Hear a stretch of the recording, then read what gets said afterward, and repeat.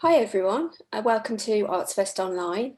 This afternoon's HoPIN event is a webinar launch of the new Printed Image Network, which aims to connect those who are interested in the history of printed images. There will be 6 contributors to this afternoon's webinar. Your host is John Hinks, co-ordinator of HoPIN and Honorary Research Fellow in Printing History and Culture at Birmingham City University. Welcome all. Over to you, John. Okay, thanks, Claire. Can everybody hear me all right? I hope so. I don't know whether you can or not, so I'll assume you can. Right, I just need to say very briefly how HoPIN came about, because you may not know that. I came up with the idea of HoPIN because I was interested initially in the history of printmaking, artistic printmaking, having done a bit of work on that sort of thing. But when we talked about it at the Centre for Printing History and Culture in Birmingham, which this is part of, we thought, well, why don't we broaden it out and make it all about all the history of all printed images of all kinds. And you'll see a variety during the talks tonight. There's a great variety of printed images. So we thought, let's go for it straight away rather than start just with prints and then broaden out.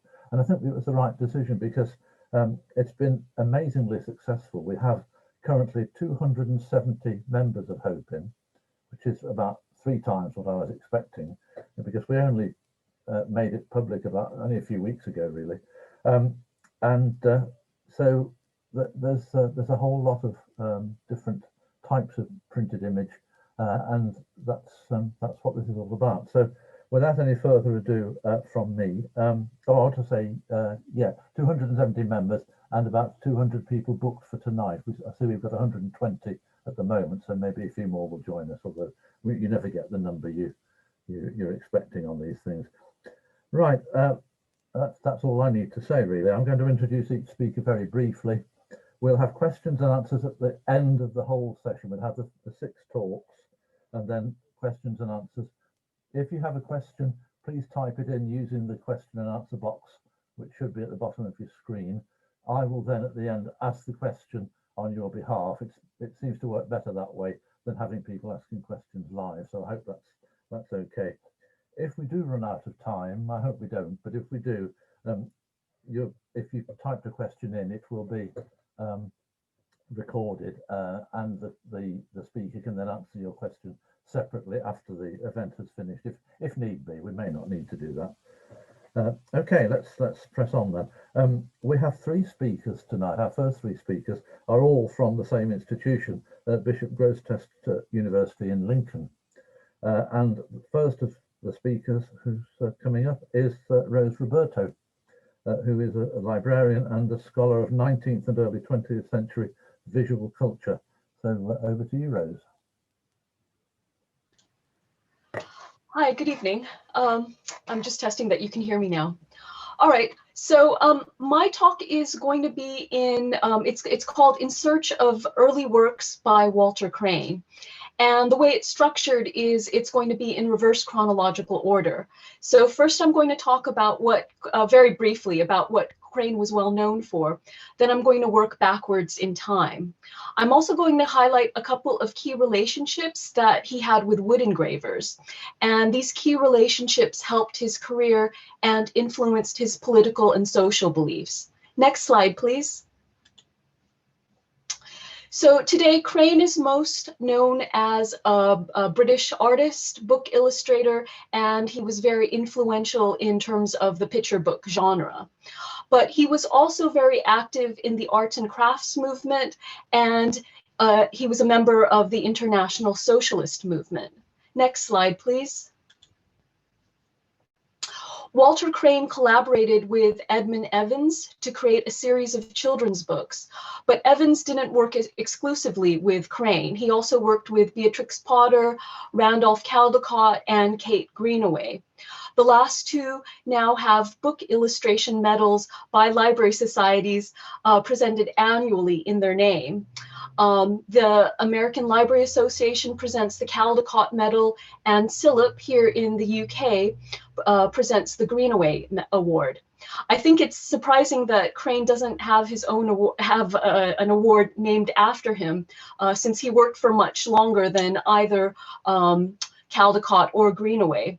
But Crane was personally awarded the Albert Medal in 1904 in recognition of the services he has rendered to art and industry, it says, and by awakening popular interest in decorative art and craftsmanship, and by promoting recognition of English art to commercial prosperity of the country. Next slide, please. In addition to picture books for children, he also created illustrations for what are considered to be more weighty subjects. This is the frontispiece for a book by William Morris, which clearly tells you about his socialist leanings. Next slide, please. But Crane also created this well-known, highly commercial and pro-empire map of the Imperial Federation. It shows the extent of the British Empire in 1886. In 2010, Felix Driver wrote an article in the History Workshop Journal talking about the history of this map's publication and how it became associated with unsocialistic images of empire. Next slide, please.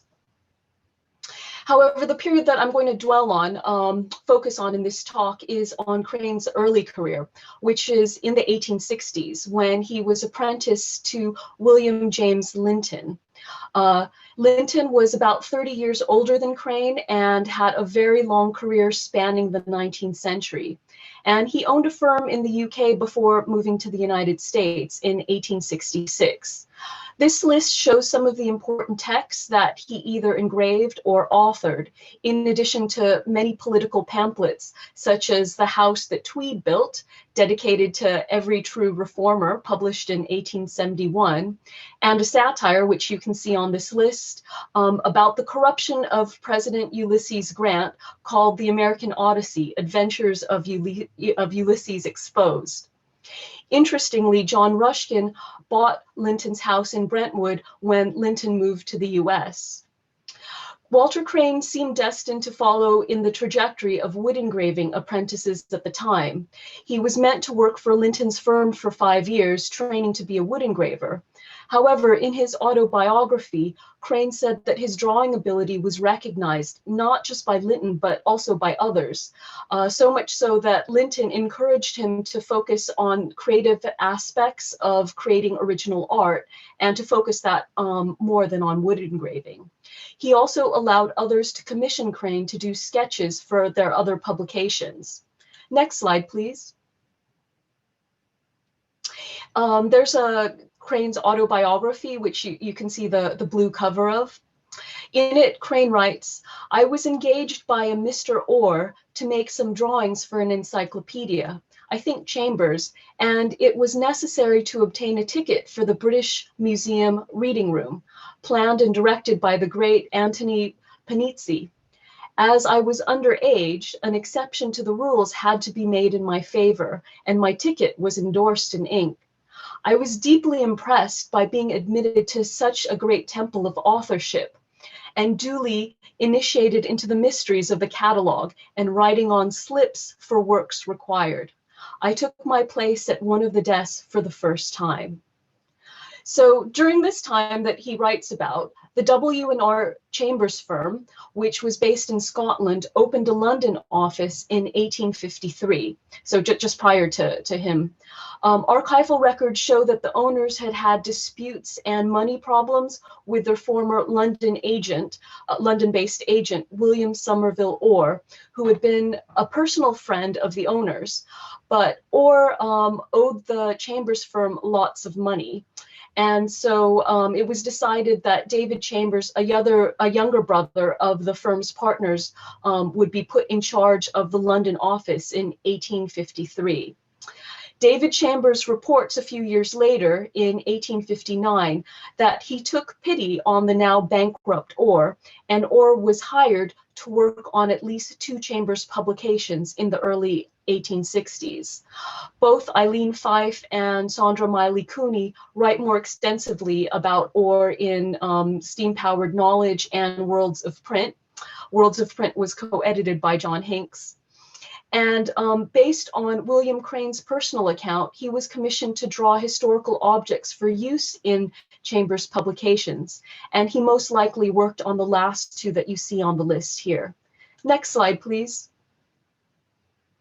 Crane reports that he drew a variety of subjects ranging from the bust of Shakespeare to scenery of Honolulu. Unfortunately, Crane's own archival records at the University of Manchester don't go earlier than 1864. So we only have accounts from his autobiography and what was in the Chambers archive, which is not complete. What the Chambers records do show is that William Somerville Orr was working on a book called Gallery of Nature. In that book is a bust of a Greek statue and other Egyptian drawings made from sketches of the British Museum collections. And the drawings are actually attributed to an I Crane. It's possible that the I may have been a typo. So to be honest, what I've collected is circumstantial evidence that Walter Crane might have produced the sketches that these final illustrations are based on. Next slide, please. Here's an example of another illustration that's in Chambers' Encyclopaedia and the woodblock that made the illustration. The Encyclopaedia attributes this illustration to sketches of collections housed in the British Museum. And as standard practice at the time, the Chambers firm had some engravers in-house and contracted others for specific publications. The wood engravers based their engravings on artists' sketches. Next, please. Other Chambers records show that although commissions were made for some encyclopedia entries, they were not necessarily included in the final product. Each editor would decide which images were used and when and where they would be placed. This is a record for a wood engraver named George Monroe, who was paid to create a bust of Shakespeare based on a sketch. Possibly Walter Crane's, maybe. Not all of Crane's sketches would have ended up in the same book. I also found some records of another artist named James Stewart, who was commissioned at the same time for sketches. Although he was paid for the sketches, not all of his entries, not all the entries he was commissioned for ended up in the final encyclopedia. Next slide, please. And before Crane was famous, he took a wide variety of jobs. What we do know about him after he became an artist was that Crane worked very well with wood engravers. Crane left his apprenticeship with Linton after only 3 years because it was clear that he was going into the direction of becoming an artist. But he clearly saw them as his mentors and as good collaborators. Next slide, please. In the early mid-19th century, wood engraving was considered a stable profession. Of course, this all changed with the developments of photography, but Crane was lucky in that regard. Walter Crane worked very well with wood engravers because he had the ability to create a drawing that could be translated from a sketch through the process of engraving. Thank you. And the references that I mentioned, I'll pop them in the chat so you guys can see my sources. Next slide, please.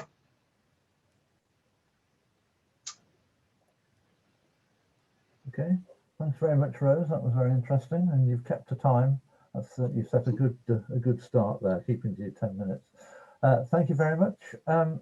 Next speaker, also from Bishop Grosseteste, is Sibylle Erle. She is going to talk to us about images in illuminated printing, William Blake's Songs of Innocence and of Experience. Sibylle. Thank you. Thank you, John, for inviting me to be part of this launch. I'm very excited about being here. I'm going to use the time that I have to present a case study on a poem, A Poison Tree, which is from Blake's Songs of Experience. The Songs of Innocence date from 1789 and the Songs of Experience date from 1794. He combined them. We cannot say that Blake writes, I think Blake prints. In A Poison Tree, well, you can see the tree in the image. Editors have noted that Blake might be writing about a real tree, a tree that produces poisonous vapors or juices. And as you will find out, this tree kills with an apple. I'm going to read the poem to you because I'm going to look at the poem after I read it. I was angry with my friend. I told my wrath did end. I was angry with my foe, I told it not, my wrath did grow. And I watered it in fears, night and morning with my tears.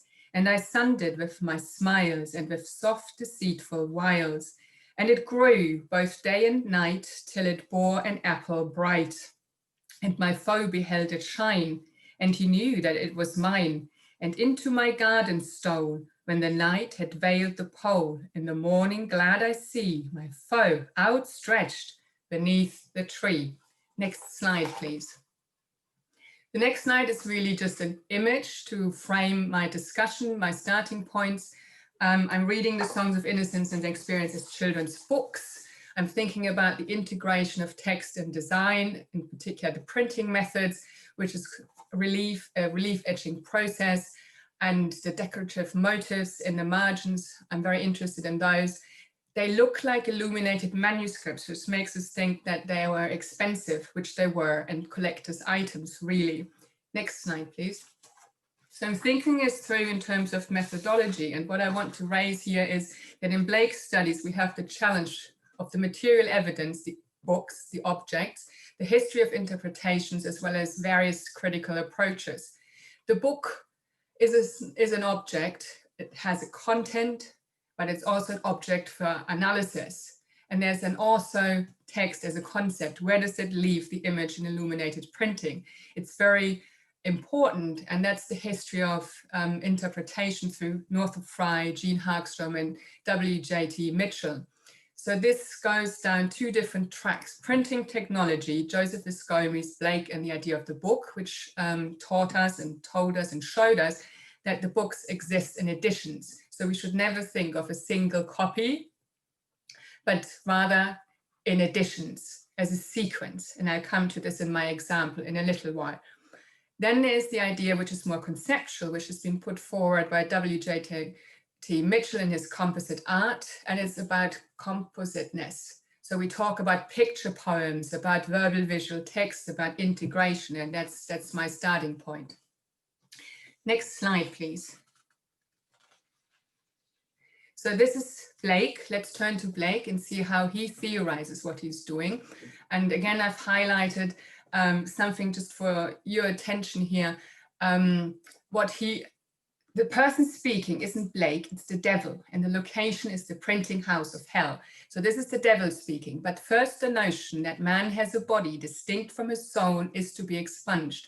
This I shall do by printing in the infernal method, by corrosives which in hell are salutary and medicinal, melting apparent surfaces away and displaying the infinite which was hid.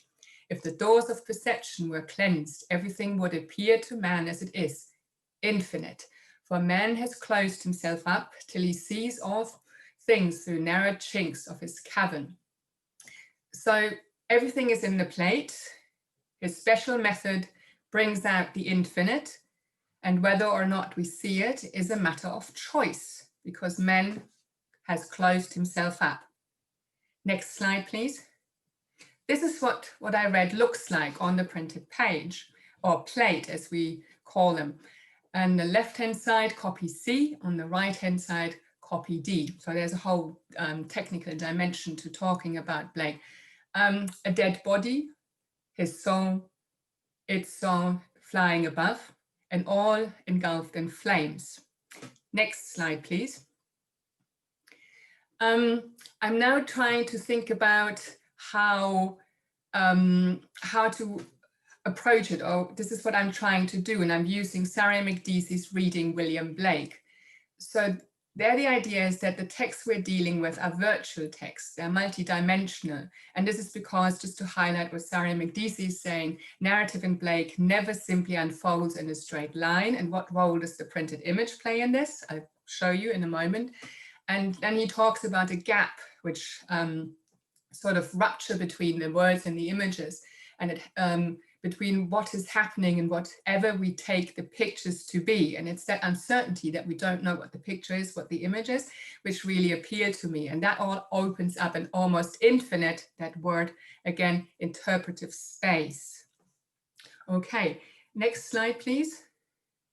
So here are two examples. Again, you can see the copies, which you can find on the Blake archive.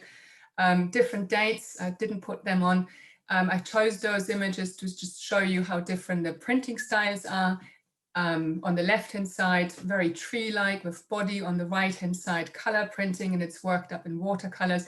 And what struck me about the right-hand side, which is framed, has a much wider frame, is that the body has the color of the tree. Next slide, please.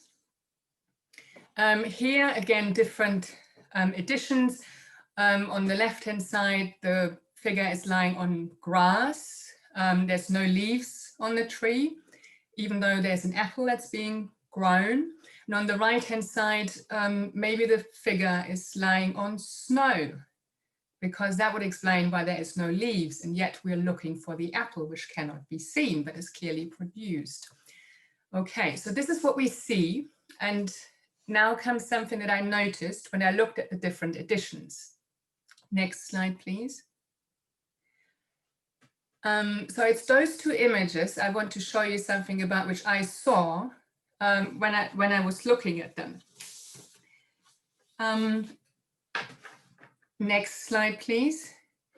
So I think I can see an eye that's coming out of the tree and that's looking back, just in the piece that just appeared. So that's looking back at us, the beholder, which I thought was really interesting because it animates this object, the tree. And now the other thing that I saw is in the image to your right, the one that's more color printed. So if you just look at it and I'll show you what I see. I see two eyes coming out of the tree, looking at the creature, the figure underneath, who's being overshadowed by the tree, which is also quite different from the other renderings. So next slide, please. So there I can see two eyes coming out of the trees, looking at the figure. So what do I want to do with this? And what I ultimately want to do is this. I want to read the plate, the different versions of the printed image, as an expression of human relationships, enmity and friendship, to ask, how do we relate? So the interconnection between my friend and me, but also think about anger and wrath. They seem to be on a scale. And think about the tree as well as part of vengeful anger and how explosive it can be. Well, what about the poison? Where does it originate? So all we have is the printed image, and thinking it through with connection, how do we relate to the printed image? There's another question I want to ask, and it's the question of agency. Who, or rather what, acts? Is the killing an extension of an originally human idea, or is it the tree? We cannot see the all-important apple, and yet there's a lot to see and looking back at us. Thank you.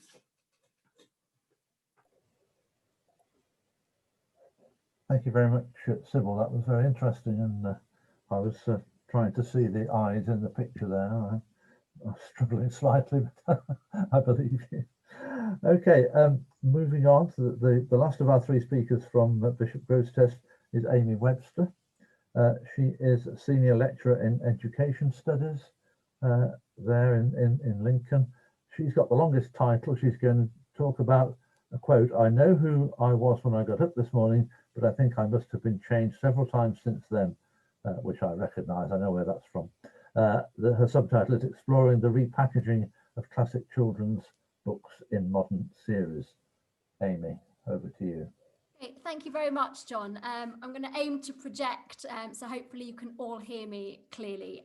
But yes, hopefully some of you may recognize the quote on the slide from Alice's Adventures in Wonderland. "I know who I was when I got up this morning, but I think I must have been changed several times since then."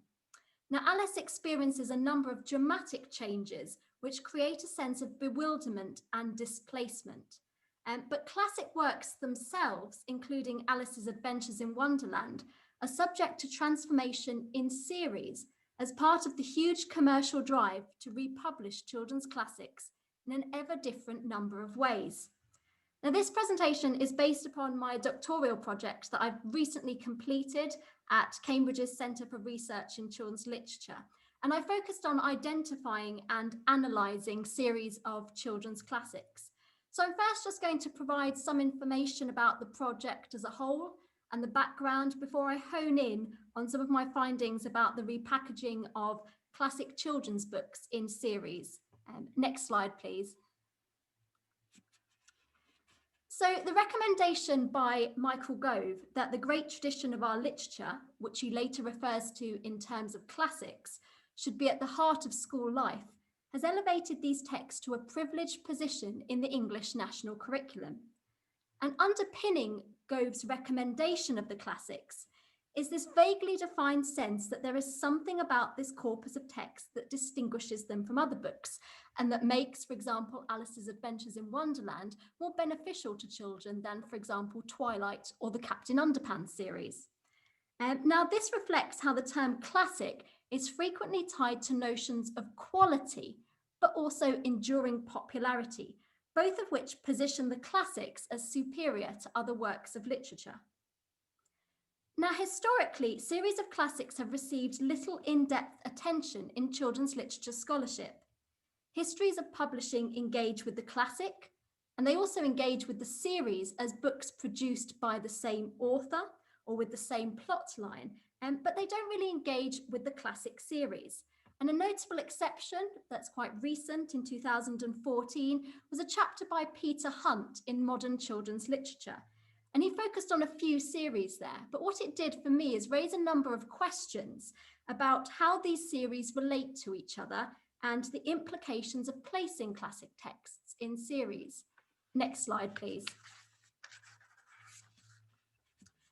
So, despite the lack of appreciation of a series of children's classics in scholarship, they are the dominant mode for republishing classic texts, as classics are most significantly republished through the series. And currently, publishers face the struggle of being visible in the crowded marketplace of children's literature. And this struggle is particularly acute in the case of children's classics, just because these books are already known to consumers. And so consequently, publishers are trying to do something different with these books to distinguish their series of children's classics, but they're also trying to maintain a connection to the original text that has classic status. So they're trying to negotiate these competing demands and a tension between innovation, but also continuity. Now, the republishing of classic texts in series is of some significance in terms of illustration, as most such texts have iconic illustrations that have become classics in conjunction with the text. Carroll's Alice's Adventures in Wonderland, for example, has been defined by Tenniel's depictions of life down the rabbit hole since its initial publication. By virtue of being classics, however, these texts are constantly re-illustrated, reprinted, and reproduced in different media, again reflecting this tension between innovation and continuity. And you can see on the slide, there are a few examples of different series. There's the two by Lady Bird that focus particularly on re-illustrating series and they're aimed at younger readers. The example on the top right by Puffin, that's an unabridged series focused on older readers. And then the bottom right side images are Dorling Kindersley's examples of factual classics, a really interesting example as they present classic texts with factual information about the story, such as the setting or the plot line, which reflects the publisher's expertise in non-fiction and particularly encyclopedias. And next slide, please. Now, series of children's classics have never been identified in their entirety. So therefore, as part of my project, I undertook this empirical study to recover all the series of children's classics produced by UK publishers. And most of my data collection was conducted using the catalogues of libraries that contain significant children's literature collections, particularly Seven Stories, the National Centre for Children's Books, and also the British Library. And from this data collection work, I identified 63 series of classics from the first starting point in 1890s through to 2017 when I finished, by 45 different publishers with 266 different titles. And I compiled this data in a custom-built database, and a screenshot that's shown on the slide is of the series table that lists some of the different series I found. And my research questions focused on 3 different facets of these series. They moved from studying all series to look at dominant trends, to trying to hone in particular examples of series and how publishers are adapting those for publication. And I'm now going to explore a few findings in answer to my third research question by focusing on a particular series that I studied. Next slide, please. So Walker Illustrated Classics, which was published in 2009, uses modern illustrators with distinctive styles and interpretations of classic texts. And here are shown a few examples of covers in the series, and they display a patchwork of vignettes from a specific classic work. The use of a limited amount of text speaks to the status of the work and the illustrators involved in the series, which by virtue of already being widely known, need little introduction or promotion to consumers. The simplicity also serves to direct consumers' attention towards the illustrations that occupy greater space. And so the overall composition, the design, and the content of the covers establishes illustration as the defining feature of Walker's series from initial encounters with the editions, so shifting the focus of the classic from its historical associations with the written text towards a more illustrated notion. And next slide, please.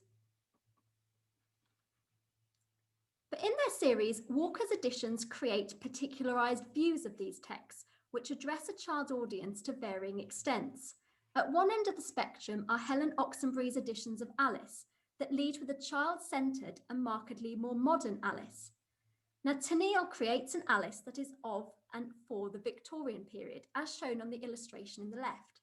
She's a formal, rather stern-faced character whose deportment and attire reflects what was expected of children in the 19th century. You can see that her hair is smoothed back and she has a starched dress on with a pinafore and puffed sleeves.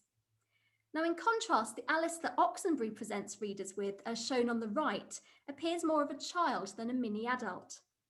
Oxenbury uses bright, bold colours, and her choice of clothing creates a markedly more softer Alice, who is approachable and more accessible in the 21st century. Alice here wears a short, simple blue dress, and she's got bare legs with trainers, an outfit which allows her greater physical freedom and involvement with her environment than Tenniel's starched layers of clothing. And Oxenbury's rendering of Alice is very much a lively and vibrant one. It's invested with a childish energy, and she's got a confidence and ease in her new surroundings that's borne out of the fact that Oxenbury presents various characters as playful and exciting rather than posing any harm. Next slide, please. Now, the informal, childlike nature of Oxenbury's Alice is especially evident in the illustration of the Mad Hatter's Tea Party, which is shown on the right. Alice's pose is an extremely relaxed one, suggesting that she feels at home in her surroundings. Oxenbury's Alice approaches the party with an open-minded attitude. You can see there that she's leaning towards the playful scene, rather than distancing herself from it. Tenniel's Alice, however, as shown on the left, remains aloof from her surroundings. She may be at the table, but her posture and expression are not one of an engaged participant, and instead convey contempt. And this rendering of Alice aligns with Carol's text to a greater extent. Oxenbury's relaxed and friendly Alice contrasts with Carol's Alice, who is actually so frustrated by the lack of proper etiquette at the party that she eventually just walks off, and she denounces the event as the stupidest tea party I ever was at in all my life. So whilst Oxenbury's illustrations may reduce the gap between this classic text and a modern-day child audience, they also seem to create a further gap within the narrative by complicating and even on occasions contradicting Carol's words. Next slide, please. In contrast to Oxenbury's versions of the Alice story, John Lawrence's editions of Treasure Island in Walker's series use a medium and style that actually may possibly hinder children from accessing the illustrations. Lawrence uses woodcuts, and whilst this medium creates bold, powerful images, it does limit to an extent the range and amount of colour that can be used in single illustrations, and Lawrence also adopts a particularly restrained colour palette. And images produced using this medium, and particularly Lawrence's as a stylistic approach, rely largely on black ink, as exemplified by the two illustrations that appear on the cover.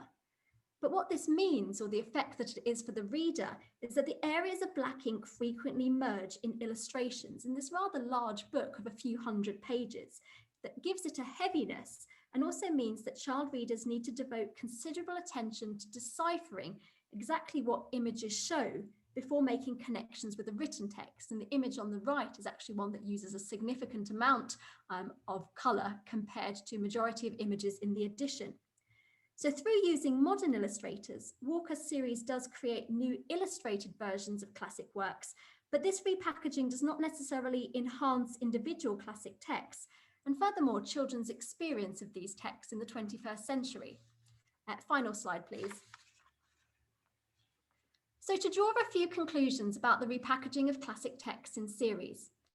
Classics seem to be revered in theory, particularly by maybe politicians and academics, but in actual fact, I found that they're radically altered for younger readers in practice when they're packaged in a series. Serialization can accentuate the individuality of these works, and there are nuances that can be read more positively, such as Walker's approach that enables a greater majority of individuality. But there is an element of homogenization, and these editions can recast a work in a way that reinvents or complicates it. So as a whole, I found that what publishers are doing is very arbitrary and drastic things with the classic texts. They're keeping the children's classics in a constant state of flux and surrounded by confusion, much like Alice's experiences in Wonderland. Thank you very much. Thank you very much, Amy. You raised some very interesting points there, so I hope we're going to get lots of questions at the end of all of this. We're halfway through. We're going very well, I think. Our next speaker is my colleague at Birmingham City University, John Grayson. Now, I've heard John talk about his work many times, or a number of times, and it's always interesting because his work is informed by practice. In addition to being a postdoctoral research fellow at BCU, John is also a freelance contemporary craft maker. So over to you, John. Thanks, John. Hi, today I'm going to present to you a summary of one aspect of my research, or rather not an aspect of my research. I'm going to talk about my craft practice and my fascination in printed images on three-dimensional metal surfaces and the industrialized modes of application used to produce them. How I appropriated and adapted these processes for use within the context of a small craft workshop, and ultimately how that became research through craft practice. Some say the antithesis of craft is industrial manufacture. Within contemporary craft, the legacy of Morris and Ruskin and the arts and crafts philosophy still ring large. Making within the context of the factory setting is deemed mainly as not craft. However, there are and always have been anomalies, the most obvious being for the field of ceramics, where the field celebrates the shared histories and common processes, making methods used both within the studio as well as the factory setting, particularly the pot banks of Stoke-on-Trent. Are, interestingly for me, a place where the printed image has a long history in the form of decoration on ceramics ware. However, the question in my mind, probably 20 years ago, was always concerned whether there is relevance within industrial manufacture for other forms of craft practice. And in particular for me, the industrial use of images in terms of applying decoration to metal surfaces. Next slide, please. So here you see kind of 10 years worth of my practice as a snapshot. My practice started in 1997. Master study focused on investigating printed tin objects, so tin toys and tin boxes like the little scooter. Printing onto tin started around 1860 by the Neath Tin Plate Decorating Company, and it was used for food packaging. Images were reproduced by pressing tin plate directly onto inked up litho stones. The big transition occurred around 1875 when Huntley, Borman and Stevens acquired the license to be able to produce printed tin using litho process, which had just been invented in France, and this used a rubber roller as a means to create the printed image. This process allowed a much more elaborate design to be created and was used largely until the end of tin toy and tin box production. For me, I was drawn to these objects because of the printed imagery. I loved the printed colours, the stylized forms on the metal surfaces, and also, if you look really closely, the slight imperfections created where printed images and pressed formed were misregistered. So a printed eye, for example, not quite lining up with the indentation in the metal pressing. A factory visit to Lawson Marden Packaging in Mansfield revealed the manufacturing process, how images were printed and then oven dried onto tin plates, then stamped to form, the printed image stretching to the shape. I was sent away from the factory with knowledge and materials, samples of inks and tin plate. I adapted the process to making printed tin automata for more than a decade, and I became known as the craftsmaker who celebrated defunct metalworking trades, particularly of the West Midlands. This led to a commission from Bilston Craft Gallery for their Craft Sense permanent collection, permanent exhibition, and this relates to the small little patch box on the screen. It was an audience engagement project commissioning craft work in response to local Black Country trades to help local audiences make connections between their industrial heritage and contemporary craft. I responded to the important collection of 18th century enamels held by Wolverhampton Arts and Culture. And through research, it became apparent to me how the West Midland towns of Bilston, Wednesbury and Birmingham were the centre of production of this small type of enamelware in the 18th century. I made the responses through technical assistance through Bilston and Battersea Enamels Limited, making a contemporary response to the small patch box that you see entitled A Trifle from Bilston. And here started 16 years of informal transitioning to formal research around this genre of objects. The 18th century trade made early consumer items, toys and domestic items, and deployed a form of mass manufacture technique, principally through division of labour and early replication processes such as stamping and transfer printing, a process that ultimately transformed the ceramics trade and is currently an area of my research. Some objects were decorated with sprays of flowers and painted motifs, but others depicted populist imagery, actors, famous people, historical events, satire. The objects sometimes can be dated by their depictions. The craft skills and the notion of enamel as a canvas for storytelling fascinated me. Next slide, please. So I'd like to talk through a couple of the projects that have come through this. As a creative, research is integral to my practice. And whilst at this stage it was not formalised within an academic context, it combined orthodox approaches such as archival research with the novel, the use of practice to sort through, make sense of research material and ultimately disseminate knowledge. I was commissioned in 2013 by Unravelled Arts, along with several other artists and craft makers, to respond to the Vyne Historic House in Hampshire, which is a National Trust property. Plebgate, the altercation between Conservative MP Andrew Mitchell, had just occurred. The Vyne had a strong connection with Parliament through the Shoup family who owned the property, being MPs, and in the 18th century, the estate adjoined that of the Duke of Wellington's. An interesting satirical print by Henry Elkin, which you can see on the left, which hung in the servants' stairwell at the Vyne, documented an event that occurred during the 18th century, resonating with the Plebgate affair. The story goes, each year the Vyne hosted a fox hunt, the Duke being a participant. During this time, the Duke had decreed that people should not use the gate between the two estates as thoroughfares and informed his staff as such. One year, the fox being chased ran through a gate between the two estates, and the hunt was barred from crossing the boundary by one of the Duke's farm workers.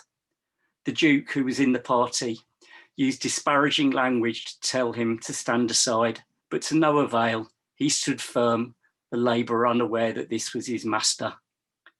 I used digital image manipulation of the Alkin print and other printed material in the Vyne library to draw parallels between the two events and the wider narratives around class through the images that decorated the enamel automata. Since this time, satire and the use of practice to draw parallels between the past and the present has been my approach. Next slide, please.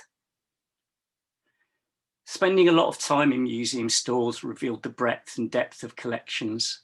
Often stored items are those considered unexhibitable. There may be poorer items already, and multiple examples of items already held, or simply collections not seen as relevant for audiences today. Georgian Enamels, telling a new narrative, sought to revalue damaged enamel artifacts in the Wolverhampton collection through audience physical interaction with them. Incomplete objects, lids, broken bird-shaped snuff boxes with no hinge. All these items were explored during handling sessions with the public, where they were asked to respond to what they could see and write down imaginary stories. These scribblings I then responded to through craft making. A series of new works were made. Images from the enamels were appropriated and then altered and reapplied to new enamelware, which also included the original 18th century broken enamel objects from the collection as a reference point. So what you're looking at here is a box. The base of it is an original 18th century object and the lid was missing. So I made a new lid, reimagining that George had shot Charlotte in a moment of passionate madness. Next slide, please. Other imaginary stories that members of the public created as starting points included this of courting couples in pastoral scenes. These were altered with the addition of text speak and used to decorate to decorate an imaginary 18th century voyeuristic viewing machine, and references to online dating and social media made. Through this collaborative making, the objects became valuable again. Next slide, please. The Brexiteers, this collection of work, are the point at when informal research became formalised. Practice became the lens of inquiry within doctoral research. It was used to understand the lost craftsmanship skills of the coppersmith who works in the 18th century enamel trade, an area under-researched up to that point. My PhD research identified lost craftsmanship skills through analysis of museum artifacts. Contemporary practice was used as a means to test the creative value of this lost-making methods for the field of contemporary craft. Its versatility to make complex three-dimensional sculptural forms from a collage of stamped copper components. Decoration utilised printed imagery from 20th century satirical illustrations, digitally manipulated to decorate the automata. The objects can be dated through their thematic depictions. The first on the left, the discombobulated Brexiteer, charts pre-Brexit political events, was commissioned for the Crafts Council's Curious Turn exhibition and then was taken into their permanent collection. The second, the object on the right, Le Brexitus à Petit Talent, pardon my French, a nod to Theresa May and depicted post-Brexit events, particularly around the fear at that time that the negotiations were going to be held in French. And this was produced for the craft space made in the middle exhibition. Next slide, please. Hopefully here I've identified the value of creative practice for historical research, whether for the artist or the historian. Practice provides a means to uncover, understand and communicate the past and revalue it in the present. Thank you. Thank you very much, John. That was interesting and entertaining, as you always are. Thanks for that. Our penultimate speaker is Brian Maidment. He's going to talk about new books on old prints. Brian, who I've known for some time, our interests overlap in the area of popular print. He is now Emeritus Professor of the History of Print at Liverpool John Moores University. He's published quite extensively on cheap and popular print. So I'm sure some of you will be familiar with his work. Brian, over to you. Thanks very much, John. As you say, I research down-market, mass circulation, mainly comic visual culture, largely between 1820 and 1850. And like previous people, I'm interested in the way in which images become embedded in text and how that all works. Now, the period I look at is basically regarded as a complete disaster. The phrase I usually use to describe it is from David Kunzel, who describes it as full of graphic bric-a-brac. And he argues quite vigorously that it doesn't mean anything and it's of such poor quality, nobody could bear to look at it. But in fact, I find it energetic. I find the entrepreneurship around it, the growth of business practices fascinating. And this image is the kind of thing that I spend quite a lot of time with. It's very difficult to show it on a screen. It is in fact enormous. These are images drawn from a periodical called Figaro in London by a caricaturist called Robert Seymour, who was Dickens's first and in many ways saddest illustrator. But I think it shows a number of things. It shows, for example, profusion, cheapness, threepence. You get all this for threepence. And it shows innovative publishing practices. And many of the images I look at, although not in this particular case, are visual verbal puns, which means that the visual content undermines the stability of language, I think in really very interesting ways. My favorite one is a Seymour caricature, little caricature of three men ringing bells being pulled up and hitting against the roof of a room. And the words that accompany this image are sealing wax, which I think shows how destabilizing the visual can be on the verbal. What I thought I'd do, rather than talk at length about my own work, I thought I'd quite like to, next slide please, I'd quite like to say something about a really very interesting year or two that's seen a lot of really, I think, quite important new work. And I think people will be able to go back and look at this list. Just want to say a few words about some of these books. The first book, Richard Scully's Eminent Victorian Cartoonists, is really the first archive research-based detailed account of the work of, well, I think 10 or 11 major, I call them major, little-known Victorian cartoonists, nearly all working for magazines and periodicals. There's 3 volumes of it. It's very cheap. It's beautifully produced. It's got stuff in it that no one knew and will be a major resource, I think, for a very long time to come. The second book is not as easy of access, but is every bit as important, I think. The European Thomas Schmidt's, the European Illustrated Press, and the emergence of a transnational visual culture of the news. And what Thomas Schmidt's has done is he's looked at French, German, British, Dutch, American, and you can tell he's got a lot of languages, which is pretty unusual these days. To be able to work in them certainly is unusual.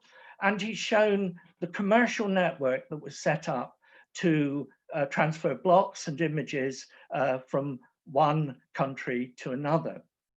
And the interesting part to me of his work is that when, for example, images of the Crimean War produced in Britain are reprinted in the French press, quite how do they change, and how does the words around them change them? How do you transfer images and make them mean different things across the range of the press? The third book I wanted to mention was Ian Hayward, The Rise of Victorian Caricature. And like eminent Victorian cartoonists, the rise of Victorian caricature, I think, is a sort of intertextual reference. Eminent Victorian cartoonists obviously is going back to eminent Victorians. And I think that the rise of Victorian caricature is a deliberately provocative response to all those who think caricature died in the 1820s and 1830s. And I'm going to say a bit more about Ian's book in a minute, so I'll move on from that. Then Simon Grennan, Roger Sabin, Julian Waite, a little book on Marie Duval, but even as, since I wrote this, I saw that their big new book on Marie Duval has come out. And then a couple of books, important books on the illustration of graphic fiction. Catherine Golden Serial's graphic novel, The Evolution of the Victorian Illustrated Book, and Mary Elizabeth Leighton and Lisa Surridge. And I couldn't resist adding my forthcoming book on Robert Seymour to the list. It'll be out in February, first book on Seymour that's been produced. Next slide, please.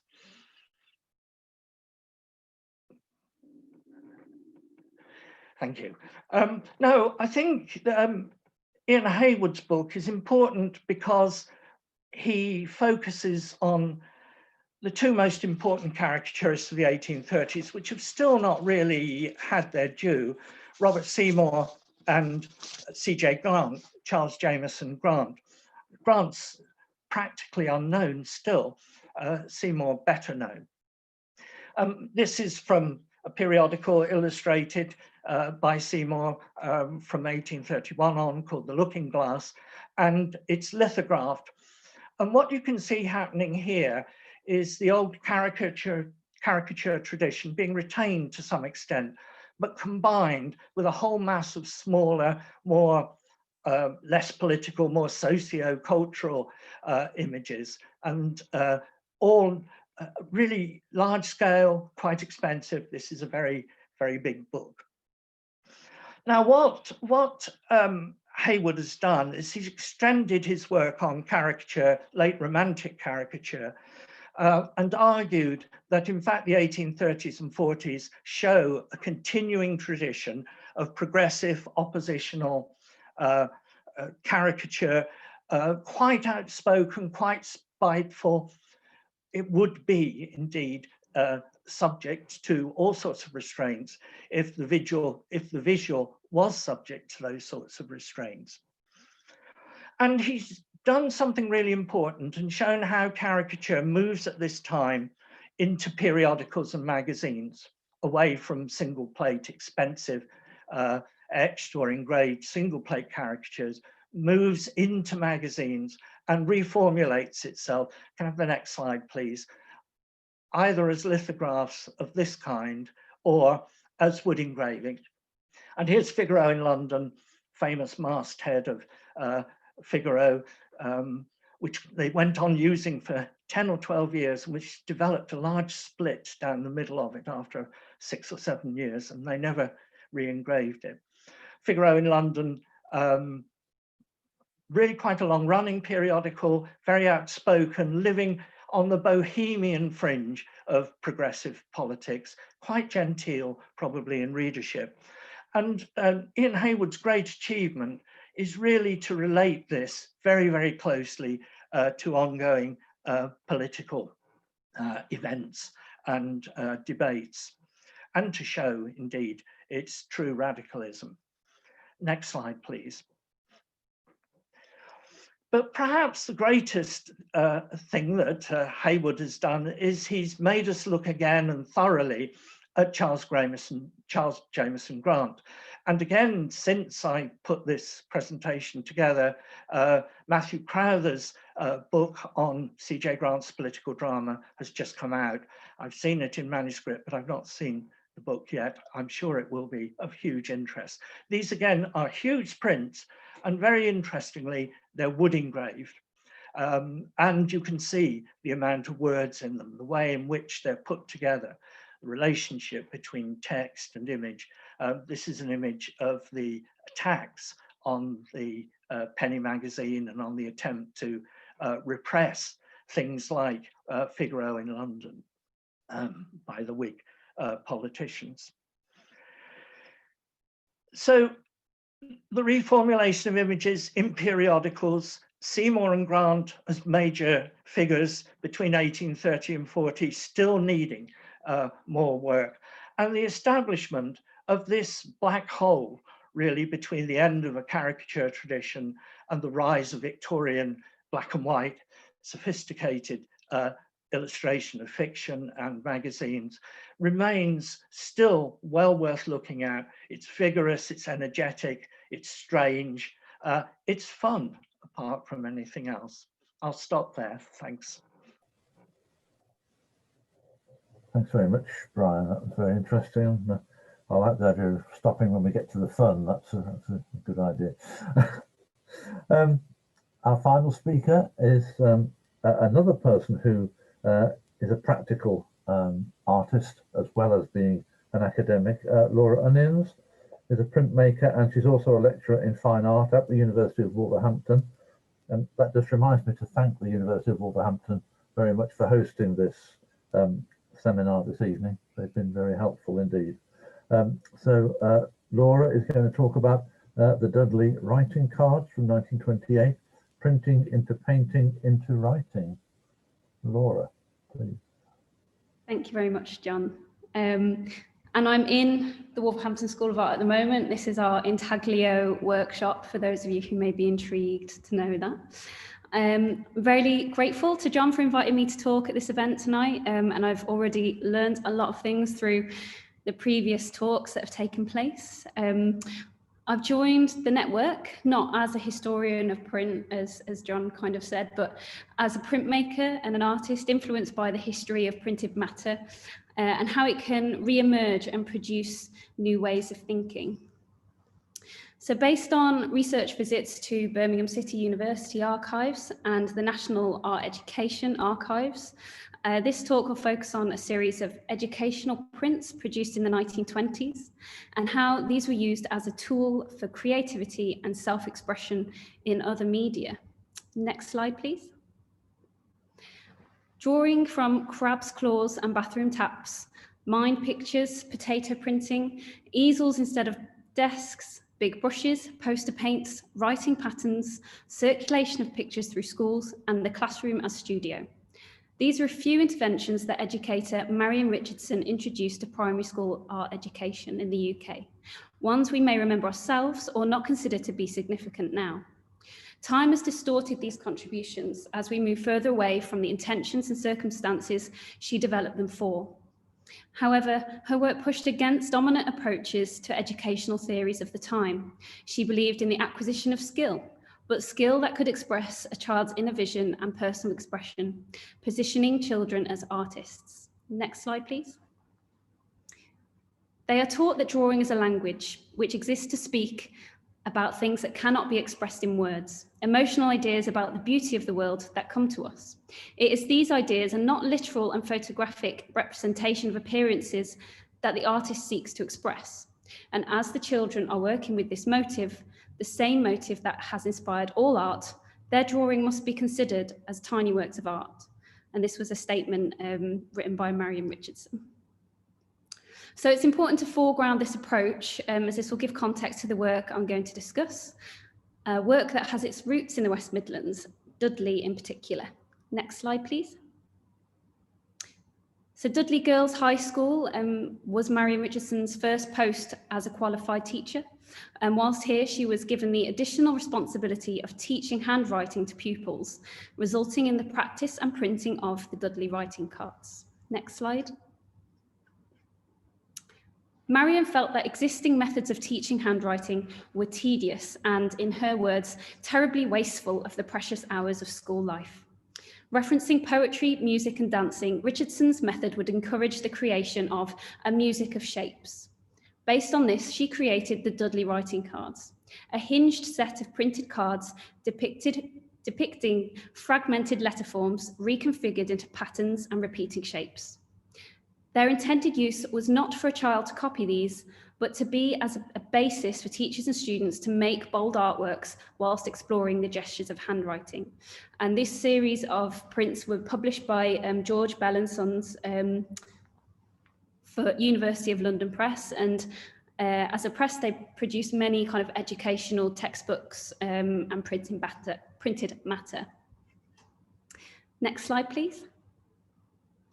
So Marion believed that the natural rhythm of movement should be fostered through writing patterns and bold use of media, making the practice of the curves of the letters as charming to a child as it is as its own spontaneous effort to make pictures.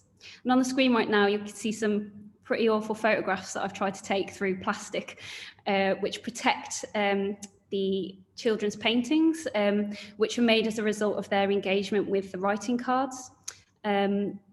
These are held in Birmingham City Marion Richardson archives.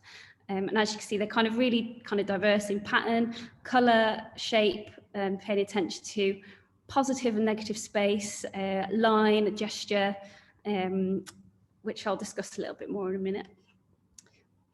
So the Dudley writing cards were a success, distributed in classrooms across the country and further afield in Africa and Canada.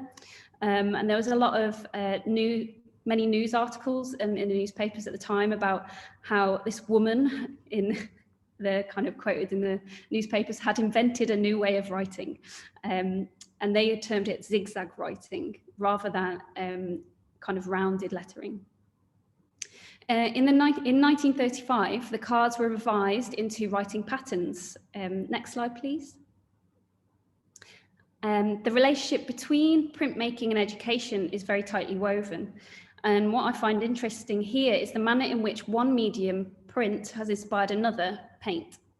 Sitting in the crossroads of textural surfaces, these prints and subsequent paintings have multiple anchors of meaning, an abstraction of articulation, a state of becoming. Letters are not thought of as fixed and separate shapes, but as neighbours, dependent upon and affecting each other's shapes according to their chance environment. This becomes not a medium for reading, but for writing otherwise. Writing is usually a linear process, putting things in line, one after another in distinct written codes. Yet these prints begin to manipulate and alter letter forms into an alternate textual space, performing a tension between abstraction and embodiment in written language. Flipped, joined, repeated, rotated, and layered. These rotations disrupt the usual flow of reading. Letters are confronted from every angle. The reversals, rotations, and overlaps produce different orientations of positive and negative space between the letter and the surface. Some letters change when rotated, others remain the same. Some letters are stable, recognizable, others become abstract and illegible. This seems to me to also be a critical and epistemological practice, turning the words over and over to see what is on the other side, or the letters, I should say. The Dudley writing cards and the writing patterns are just as much about variability and perspective as they are about teaching rhythm and movement. Denying the passivity of endless copying and tracing of traditional handwriting lessons towards a more empowered and active involvement with the construction of meaning through movement, colour and material. Next slide, please. The Dudley writing cards and writing pattern series make the material presence of writing evident. Removed from the bounds of desks and books, learning to write became a more bodily, expressive and painterly experience. This is a form of writing as material, surfaces to be experienced rather than read, an embodied language. Next slide, please. There is an emphasis on the child developing a sense of form, decision-making, and personal articulation. Richardson stated that this was evidently something they need. So rather than the focus of becoming a better handwriter, this was about their kind of development, personal development in a creative way. Something that I think we evidently still need within our kind of education system. Next slide, please. So handwriting, like printmaking, exists in a dual state, able to be standardized, repeated, copied, much like an imprint, and yet persistently singular, original, and authentic as a trace or line. The Dudley writing cards result from a highly embodied and postured engagement with text, serving as a tool for exploring the iterative adventure of language. This suggests a model of communication formed through the possibilities of repetition, rotation, and reversal as methods of learning, a kind of a reciprocal engagement or interfacing. Joanna Drucker, the visual and information theorist whose work brought the concept of materiality into the study of books and texts, considered how to unsettle the hierarchy of the page by transforming it into a relational field. In this field, blank space and letters become a cartography of tracks, or a graphic score, which thrives off the energy inscribed in its own materiality.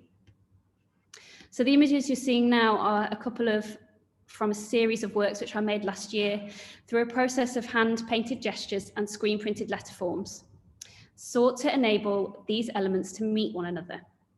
Directly influenced by research into the Dudley writing cards, these are book supports kind of acting as functional prints, supporting of other materials.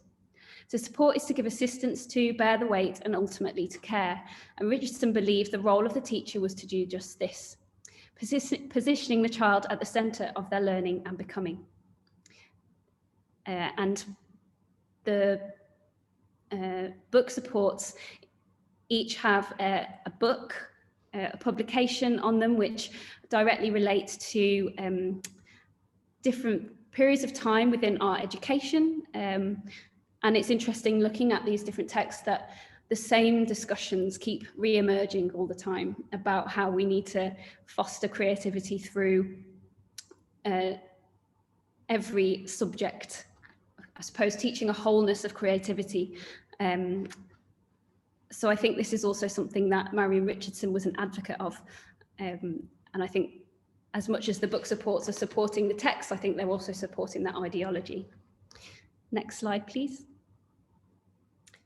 And just to finish on this image here, so this is a photograph of a little boy in one of Marion Richardson's classrooms, inscribing a clay slab with a crab's claw, looking at some of the writing patterns in the book in front of him. I just think it's quite a lovely image to end on. So thank you very much for listening, everybody. Thank you very much, Laura. That was fascinating.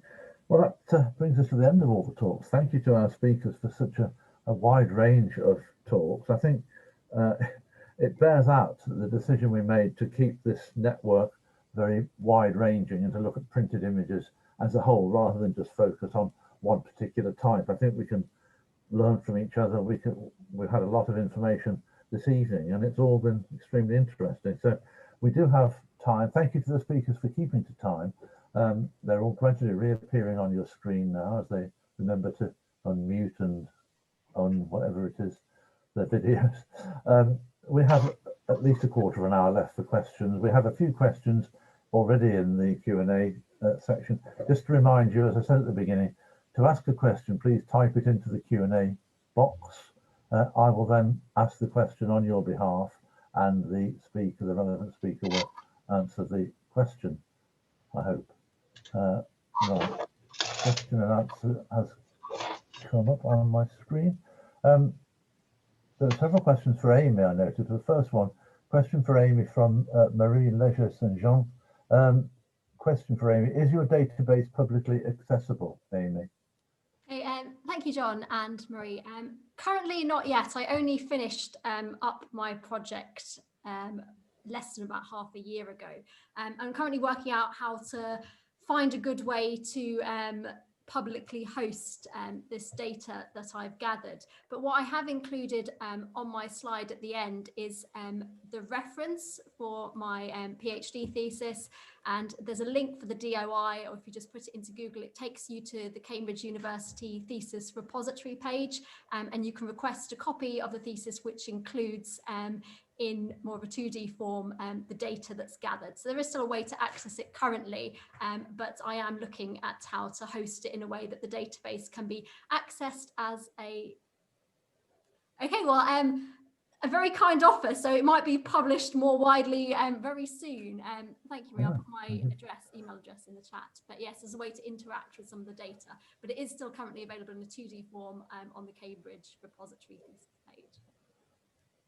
Okay, thanks, Amy. There's another question for you, Amy, from Juan David Murillo. Amy, the statements of the publishers who often present the series expose elements about the use of the illustrations, their adaptations, conversions, or their historical import. Sorry, is that a question? The statements of the publishers who often present the series expose elements about the use of the illustrations, their adaptations, conversions, or their historical importance. Yeah, okay, thank you. And so I didn't go into too much detail about the paratextual information that's provided by publishers. I just looked at one specific example. In some cases it does. So in the case of the Walker series that I discussed, there was quite a lot of paratextual information that revealed, for example, in relation to this series, the emphasis that's placed on illustration. For example, on the back cover, there's information about the series that states the classics have never looked so good, which firmly positions this series as one where the dominant component is illustration. And again, all the other paratextual information that's related to that, endorsements from different literary publications as well, aim to position the series in terms of what its niche is. So there was in that case, it does vary a lot between publishers. Some, for example, if you know of the Ladybird brand, there's very little information provided by the publishers, because in that case, the brand itself is so well established that it almost doesn't need anything. You know what you are buying into when you pick up a Ladybird book. And so the series of classics is just seen as another iteration of a Ladybird series rather than having any definition about it at all. So I said it can do, it depends on the focus of the series and particularly the publisher and their relationship in the children's book market. Okay, thanks very much. Next question, I think is probably aimed at Brian, but if anybody else wants to chip in, they can. Question from Cheryl Thurber. Where does Dr. Syntax with Rowlandson's illustrations fit in the context of 19th century illustrations? The books were reprinted many times. Is that one for you, Brian? Yeah, sure, I can begin. It's very important. The republication, there hasn't really been a huge amount of work on the republication of texts right through the 19th century, but the Dr. Syntax books definitely, as you say, were reprinted, and it's a point of reference. And the point of reference is about graphic narrative and the extent to which you can see, if you like, a shift towards Pickwick Papers, towards the novel, taking place in these kinds of texts. And I've been very interested in the possibility of graphic narratives that were given text, were endlessly textualized, but didn't really need them, that they managed to stand and give pleasure in themselves rather than needing additional text.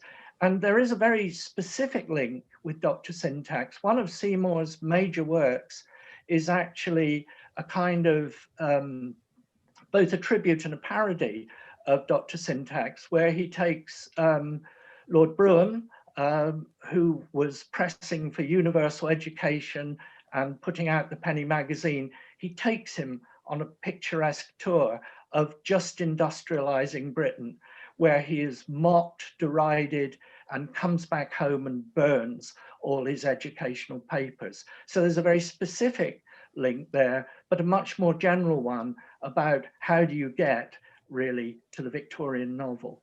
So it's really important, Dr. Syntax. Yeah, thanks, Brian. That's great.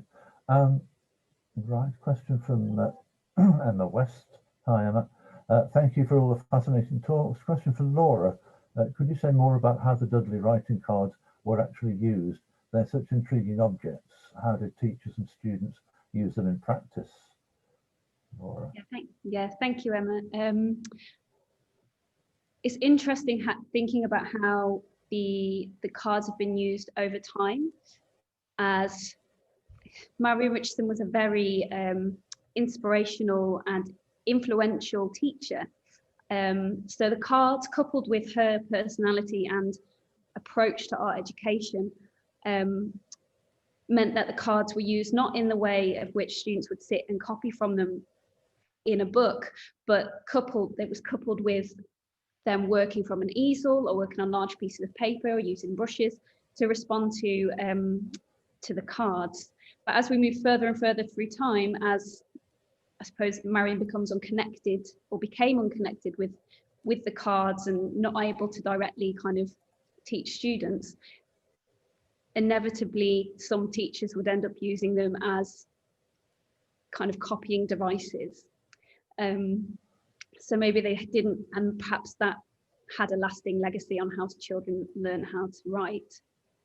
But the cards also, they were very incremental in their approach and also kind of increased in complexity as they go along, as the cards go along. So students would use, so younger pupils would be first practicing simple letter forms, and then the next cards would be kind of letter couples or couplets, and then that would develop into words or kind of rhymes or kind of lines of text and sentences. So that would kind of expand and develop as the children developed.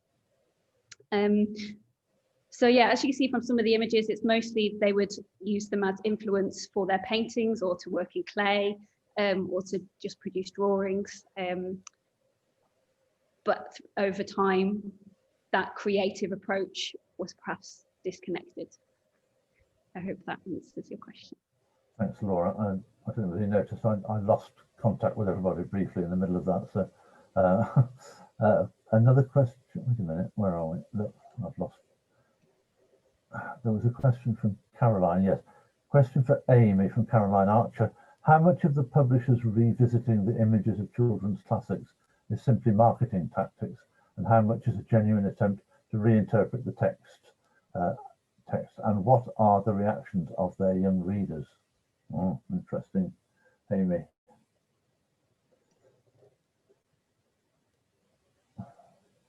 Thank you very much, Caroline. So just as I was moving through the project, the more I found was that a lot of it was to do with marketing in a very kind of cynical and commercial way. I was approaching publishing and these products from maybe a literary perspective, but their primary reason is they exist as a product in a marketplace to make money also in a way. So a lot of the publisher's approach was very much that way inclined. It was about finding a niche and finding something different to do with these constantly reinterpreted and reimagined texts. And it did lead to quite a discord in my research that I had to navigate between, for example, politicians and maybe academics that highlight the classics in terms of quality in a very theoretical sense, and the reality of how these books exist as commercial products as well. In terms of the reactions of young readers, that's not something I'd explored as much. I'd focus rather on a textual approach of looking at the works, but it's something I've noted down for a possible future direction, to look at how these works are actually received by young readers. Just in terms of what we label a classic, and that's often a value judgment is attached to it, and just some very preliminary research suggests that there's a huge difference between the books that adults recommend and would value for children and what children themselves enjoy and read as well. And it would be something that I'd be interesting to see how these match up, and particularly a question I was interested in, these very simple versions for younger children. Do they act as stepping stones and lead children on to the unabridged versions, or is it children's sole encounter with a text as well? So a few future directions. Thank you. Thanks, Amy. Excuse me. Question. So the Q&A keep jumping about. It's difficult to keep tabs on them. Question from Elizabeth Tilley for, it must be Brian, I think. Was it Brian who talked about Figaro in London? I'm wondering about the enormous amount of blank space left around the type and image on the page you showed. highly unusual, I think, and very odd. Brian, you're muted, Brian. You're muted.